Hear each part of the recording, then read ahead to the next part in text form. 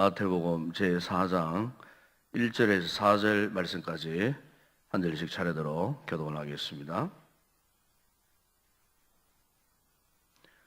마태복음 제4장 1절에서 4절 말씀까지 말씀 한 절씩 교독을 하겠습니다. 그때에 예수께서 성령에게 이끌려 마귀에게 시험을 받으러 광야로 가사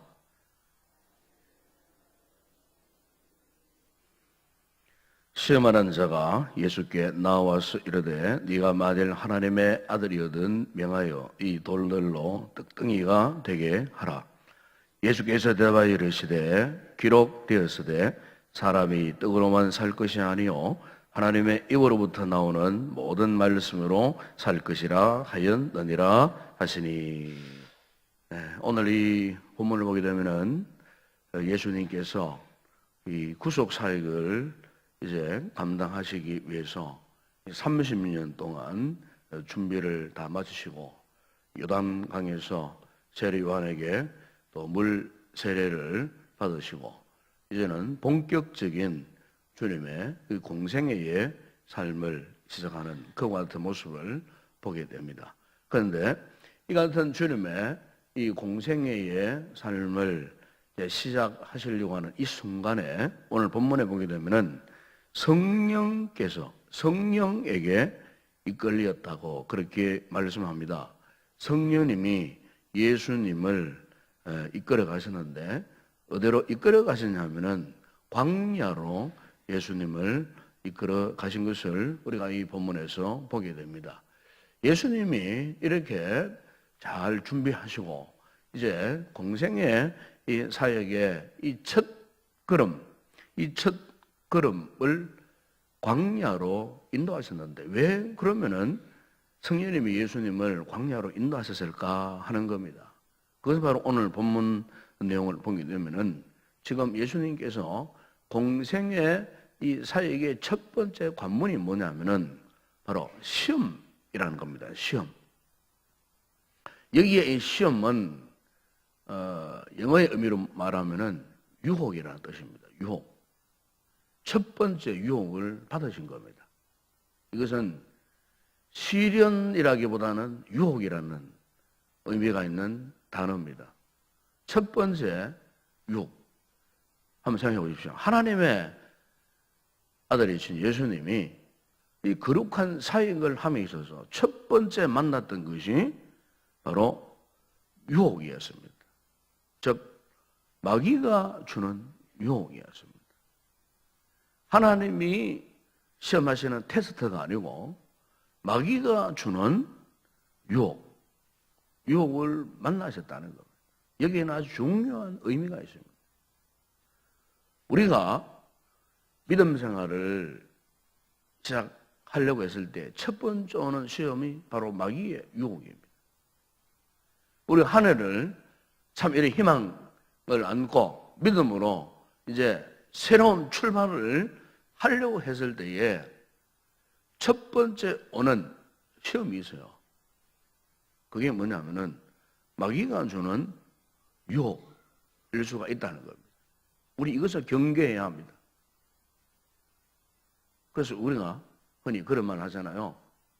첫 단추를 잘 끼워야 됩니다. 첫 단추. 이것은 유명한 이 괴테간 이야기입니다.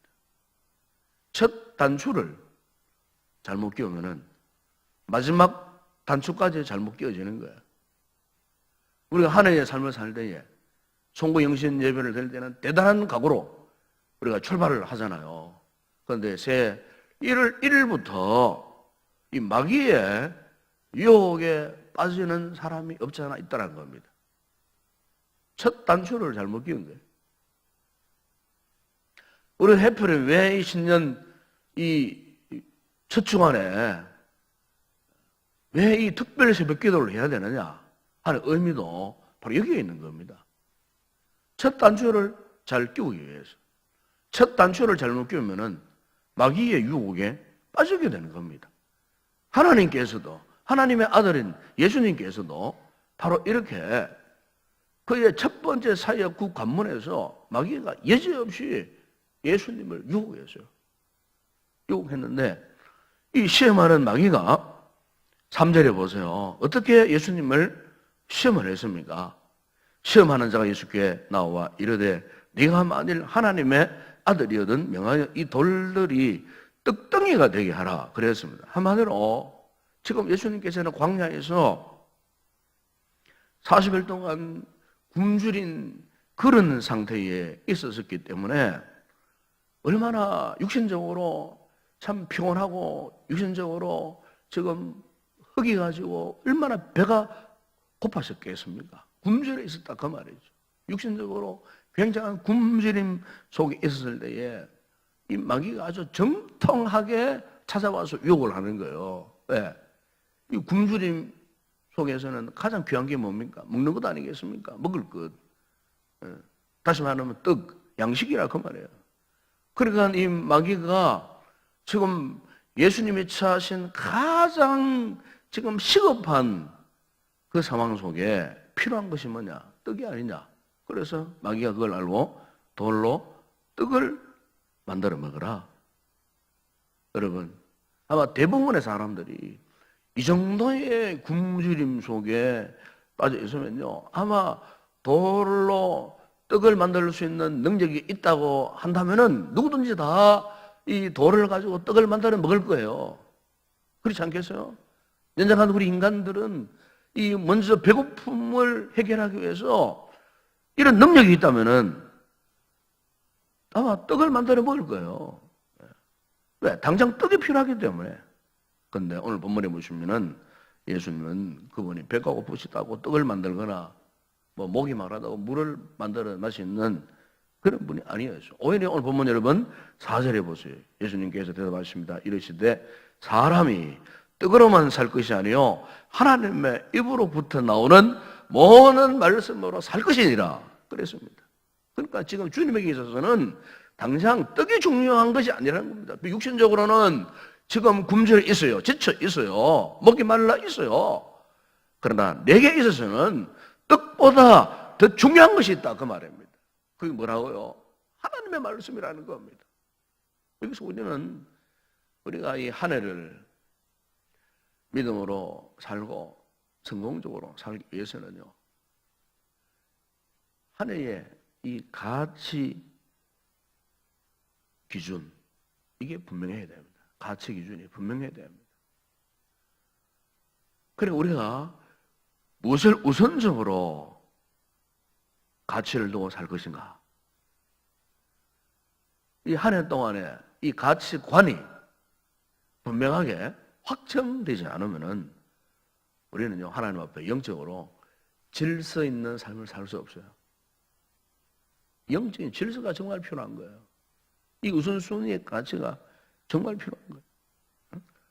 내가 한 해 동안의 삶의 목표, 가치를 어디에 우선적으로 두고 내가 살 것인가? 이 원수마귀는 우리로 하여금요, 이 우선순위가 혼돈되도록 영적인 무질 속에 살아가도록 끊임없이 유혹을 합니다. 그래서 세상의 온갖 것들을 다 총동원 합니다. 우리가 믿음으로 살지 못하게 하기 위해서, 이 신앙의 삶을 살지 못하게 하기 위해서. 우리가 창세기 여러분 3장에 보십시오. 하나님께서 아담과 하와에게 파라다이스 천국 큰 낙원을 만들어 주시고 정말 아무런 염려 걱정 없는 그런 너무나 완벽한 100% 완전한 환경을 그들에게 허락하셨잖아요. 그런데 그 환경 가운데에 하나님께서 어떠했습니까? 아담과 하와에게 명하신 명령이 있죠. 그게 뭐냐면은 동산에서 중앙에 있는 나무 가운데, 과실나무 가운데 가장 맛있는, 가장 보기 좋고, 가장 탐스럽고, 가장 먹음직스러운 열매 맺는 그 선악을 알게 하는 나무, 선악과의 그 나무의 열만큼은 먹지 마라. 동산의 다른 그 모든 나무의 일과는 너희들이 마음껏 따먹되 단 동산 한가운데 있는 그 나무만큼은, 그 열매만큼은 너희가 따먹지 마라. 그걸 먹는 날에는 너희들이 반드시 죽을 것이다. 보십시오. 아담과 하와에게 지금 무엇을 말씀하고 있습니까? 에덴 동산에서의 그 삶 가운데서도 한마디로 너희가 어디에 가치를 우선 두고 살아야 할 것이냐, 이걸 말씀하신 거예요. 선악과냐 하나님의 말씀이냐, 이 두 가지를 가지고 이 아담과 하와에게 가치의 우선순위가 얼마나 중요한가 하는 것을 거기에서 말씀을 하시고 계시는 거예요. 여러분, 오늘 우리도 마찬가지예요. 우리가 이 한 해의 삶을 살아갈 때 어디에 진정한 가치를 두고 살 것인가? 세상의 영광인가? 세상의 자랑인가? 세상의 정욕인가? 나의 자랑인가? 오늘 우리는 어떻게 해서든지 하나님의 말씀 쪽에 더 가치를 두고 살아가야 할 줄로 믿습니다. 말씀 쪽에, 말씀이 명하시는 그 신앙의 그 모든 내용들, 하나님께서 명령하시는 그 모든 내용들, 그 가치, 거기에 우리가 무게를 두고 살아가야 한다는 것입니다. 우리가 직장 생활을 하든지 사업을 하든지 학생들은 공부를 하든지 주부는 뭐 가사 일을 하든지 아이를 키우든지 뭐 어떤 일을 하든지 간에 우리는 우리의 가치의 무게를 하나님 말씀 쪽에, 하나님 편에, 신앙이라고 하는 그 쪽에 무게를 두고 우리가 살지 않으면은 이 혼란스럽고 이 마귀 유혹들이 많은 이 음산하고 음란한 이런 한 해를 우리가 어떻게 우리 신앙을 보존하고 유지하며 살아갈 수가 있겠느냐 그 말이에요. 이런 각오와 다짐이 없으면요 우리가 믿음 생활을 못해요. 신앙 생활 할 수가 없어요. 열왕기상 17장에 보시면은 거기에 사르밧 과부 이야기가 나옵니다. 사르밧 과부에게 극한 가뭄 흉년 속에 처해 있었습니다. 한 줌에 이제 가루와 기름 조금밖에 남아있는 것이 없었어요. 이제 마지막 남아있는 것을 가지고 이제 자기 아들과 마지막 한 줌 떡을 만들어 먹고서는 죽으려고 하는 그 절체절명의 그 순간에 바로 그 순간에 그 현장에 하나님의 엘리야가 나타나죠. 하는 말이 마지막 생명과도 같은 그 기름과 가루로 자신을 위하여 떡을 만들어 줄 수 없느냐고 그렇게 부탁을 했어요. 그래서 어떻게 했습니까? 이 사라와 과부가 과연 떡을 만들어 먹고 인생을 끝날 것인가 아니면은 하나님의 사람이 말씀하고 있는 하나님의 그 말씀에 순종할 것인가?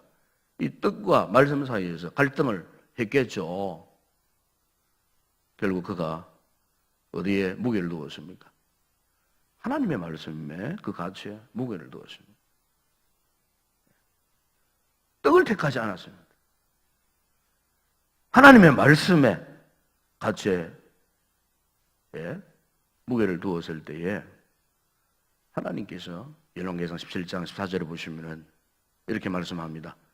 이스라엘 하나님 여호와의 말씀이 나 여호와가 비를 지면 내리는 날까지 그 통에 가루가 떨어지지 아니하고 그 병에 기름도 없어지지 아니하리라. 하나님께서요 이 가치 기준을 온전히 선택한 이 사라밧 과부의 가정을 하나님께서 이토록 축복하셨다는 것입니다. 여러분, 오늘 우리에게 있어서도 이런 선택이 정말 중요합니다. 떡이냐 하나님 말씀이냐 여기에 대해서 정말 우리가 어떤 쪽을 선택할 것인가 하는 것은 참으로 우리가 이 한 해를 어떻게 성공적으로 살 것이냐 실패할 것이냐 여기에 아주 중요한 척도라고 그렇게 말할 수가 있겠습니다. 지난 주말에 연말이죠. EBS 교육방송을 제가 보는 가운데에 그 유명한 가수 김장훈 씨가 나와갖고 사회자하고 1대1로 이제 단독 이렇게 대담하는 그런 프로그램이 있었어요. 그 제가 이제 그 프로그램을 이제 보고 있는데 이 김장훈 씨는 우리가 이제 참 유명한 가수입니다. 그렇죠? 아주 유명한 아주 대형 콘서트의 전문가고 그래서 참 그간 뭐 돈도 엄청나게 번 그런 가수예요. 그리고 여러분 알다시피 이 기부를 잘하는 그런 가수로도 아주 유명합니다. 근데 이런저런 이야기를 하는데 그 어머니가 알고 보니까 목사님이세요, 목사님. 어머니가 목사님. 그래서 한동안 뭐 아주 젊을 때, 철이 없을 때는 굉장히 참 방탕한 삶을 살고 방하는 그런 삶을 살았대요. 그런데 이제 그 어머니가 기도로 아들을 밀어주고 도와주고 신앙으로 격려하고 어쨌든 너는 하나님 영광 위에 살아. 가수가 노래 불렀고 돈 많이 벌어갖고 세상 영광 취하고 네가 세상에 인기 얻어가지고 돈 많이 벌어가지고 그래 살지 말고 세상 영광 위에서 살지 말고 하나님의 영광 위에서 살거라. 하나님의 영광 위에서 사는 것이 무엇인지를 한번 궁금하면 고민해봐라. 생각해봐라. 이래가지고 그 어머니가 손수 무엇을 보여주냐면은 그 10대 아이들, 방황하는 10대 아이들 길거리에 막 노출되어 있는 뭐 이렇게 이런 아이들을 모아다가 자기 집에 데려와가지고 밥에 먹이고 가르치고 신앙훈련 시키고 해가지고 이제 사람을 온전히 세워주는 이런 일을 그 어머니가 손수하셨대요. 하면서 이 아들에게 그 비전을 보여주는 거예요. 너도 이런 모습으로 살거라. 이런 일을 하면서 살거라.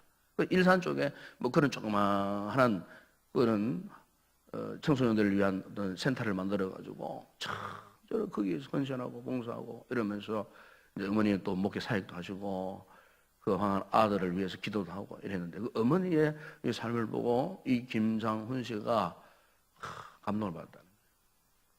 그래서 자기가 그때에 비로소 내가 어떻게 살아가야 할지 어디에 내 생을 걸고 목적을 두고 살아가야 할지 알았다는 거예요. 그래갖고 한 것이 뭐냐면은 이제 자신이 가수 활동하면서 번 그 모든 돈을 청소년들을 위해서, 불쌍한 이웃들을 위해서, 노인들을 위해서, 뭐 이렇게 곳곳에 필요한 부분에 내가 모든 것, 나의 어떤 세상 욕망에 의해서 사용하는 것이 아니고 하나님의 영광에 의해서 내가 사용하겠다. 이렇게 해서 기부를 했는데요. 지금까지 기부를 얼마나 했는지 아십니까? 200억 정도를 했다. 자, 여러분.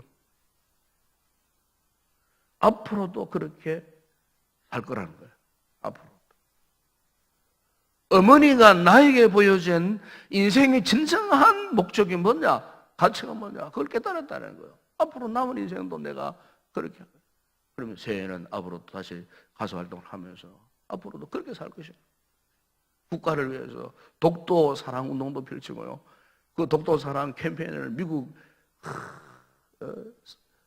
뉴욕 광장 한복판에 그게 광고판 하루에 몇 억씩 들어가는 광고판 그게 독도 사랑 캠페인 광판도 자기 돈으로 올리고 나라도 국가도 하지 않는 일을 한 사람이 그렇게 하고 있더라는 거예요. 그러게.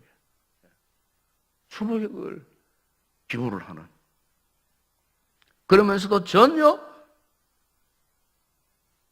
자랑하지 않는 자신을 나타내지 않는 한때 60년대, 50년대, 60년대 세계 최고의 이 팝 가수 가운데 여러분 잘 아시겠지만은 엘비스 프레슬리라는 가수가 있지 않습니까? 엘비스 프레슬리. 본래 엘비스 프레슬리는 교회 찬양대원이었습니다. 찬양대원. 그래 찬양을 너무너무 잘하니까 어느 날 지나가던 연예 기획사가 딱 보고는 저 친구가 희망이 있다 해서 캐스팅 했어요. 그 노래 한번 불러봐라. 노래 부르는 너무너무 잘 부르는 거예요. 이렇게 해서 엘비스 프레슬리가 그때부터 이제 전격 가수로 발탁되어 갖고 이제 노래를 부르는데 전 세계적으로 참 인기를 얻는 그런 가수가 된 겁니다. 그 당시에 얼마나 돈을 많이 벌었으면 자기 자가용 비행기가 몇 대가 될 정도로 엄청난 그런 돈을 벌었습니다. 그런 가운데 세상 영광에 취해가지고 도취해가지고 신앙의 삶을 떠나고 돈에 취해가 살고 하던 그가 마지막에는 어떻게 했습니까? 자살해서 죽기 일주일 전에 신문에다가 이런 광고를 냈습니다. 어떤 광고냐면은 나는 보통 사람처럼 평안하게 일주일을 살게, 나를 보통 사람처럼 평안하게 일주일을 살게 해준다면 100만 불을 주겠다. 그러니까 세상적인 영광을 그렇게 추구하며 그렇게 누리며 낙을 누리며 살았지만은 정작 자신에게는 평안이 없더라는 건 평안. 그리고 마지막에는 자신이 그렇게 비참하게 죽을 수밖에 없는 상황이 되고 말았다는 거예요.